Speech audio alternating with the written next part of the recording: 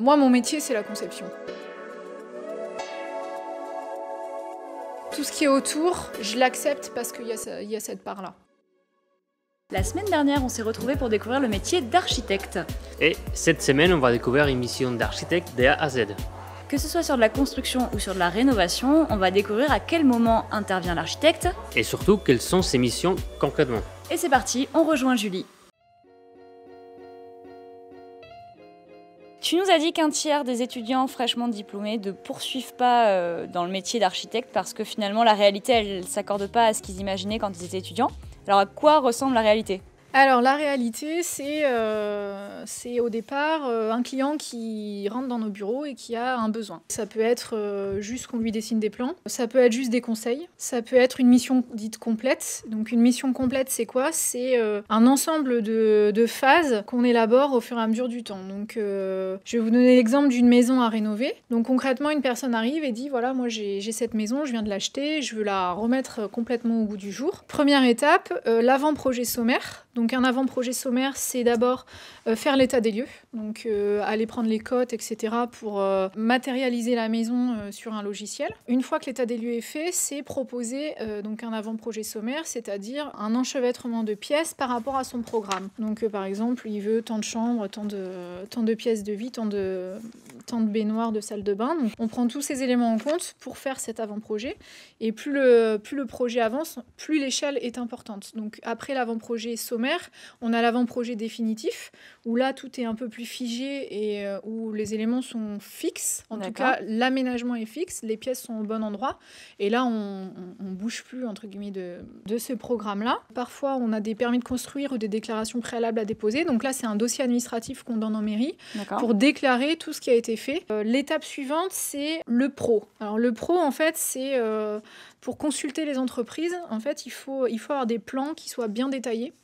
Pour leur permettre de chiffrer, c'est-à-dire de donner des devis qui sont complètement cohérents par rapport à la demande. Ces plans sont précis et avec ces plans, on indique aussi tout un descriptif technique. C'est un descriptif par lot, donc chaque lot a sa partie, donc par exemple le lot pierre de taille, le lot plâtrerie, le lot menuiserie intérieure, etc. Et tout ce qui fait partie du projet est détaillé. Ça va permettre de faire un appel d'offres, c'est-à-dire d'appeler des entreprises à répondre. Et ces entreprises-là vont du coup donner leurs tarifs, leurs devis. Ces devis, on va les analyser et on va proposer au client de choisir l'entreprise qui lui convient par rapport à notre analyse. Une fois que ça c'est fait, on réalise les marchés. Donc les marchés de travaux, c'est quoi ? C'est des contrats qui lient le client à l'entreprise. Une fois que les marchés sont conclus et tout est signé, on demande en même temps aux entreprises de nous donner leurs assurances. Donc on valide en fait le fait que l'entreprise puisse faire les travaux qu'elle dit pouvoir faire. Et une fois que ça c'est parti, on commence le chantier. Est-ce que tu as un exemple concret à nous montrer ? Oui, j'ai un exemple concret à vous montrer.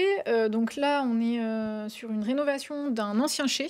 Et voilà, le chantier, en l'occurrence, comment ça se passe ? Donc c'est sur un certain nombre de mois. Et en tant qu'architecte, nous, on vient de façon hebdomadaire. Donc on vient parler aux entreprises, vérifier qu'elles ont compris et intégré tous les plans, communiquer également avec les clients qui, eux, peuvent assister aux réunions hebdomadaires. Donc pour que ce soit vraiment concret pour vous, je vous propose qu'on aille directement voir cette maison. Bah ok. Eh ben on y va.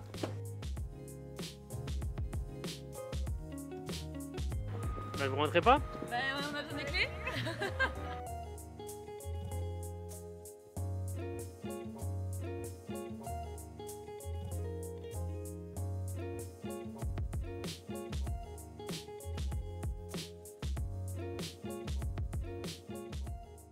On se retrouve dans une incroyable maison que tu as rénovée. Donc tu nous expliques la suite de tes missions ? Donc là, il y a 10 corps d'état différents, donc 10 métiers qui ont travaillé sur le projet et que j'ai coordonné. La coordination, c'est que chacun arrive à faire sa mission sans déranger l'autre et que chacun puisse connaître à quel moment il va travailler pour pouvoir amener la mission et le chantier à bien. Et à la fin, c'est réceptionner le chantier. C'est-à-dire, une fois que l'ensemble des travaux ont été exécutés, c'est dire, voilà, on réceptionne ce chantier, il y a des réserves ou il n'y a pas de réserve. Quand il y a des réserves, c'est-à-dire des choses qui ne sont pas encore terminées, on les note. C'est très important de les noter de manière à ce que le travail soit fait jusqu'au bout. Et puis quand il n'y a pas de réserve, c'est super et le chantier se termine dans de très bonnes conditions. Ça arrive souvent qu'il n'y ait pas de réserve?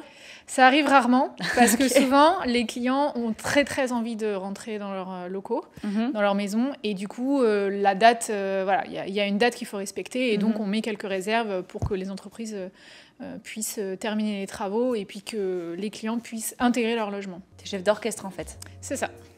On espère que cette vidéo vous a plu.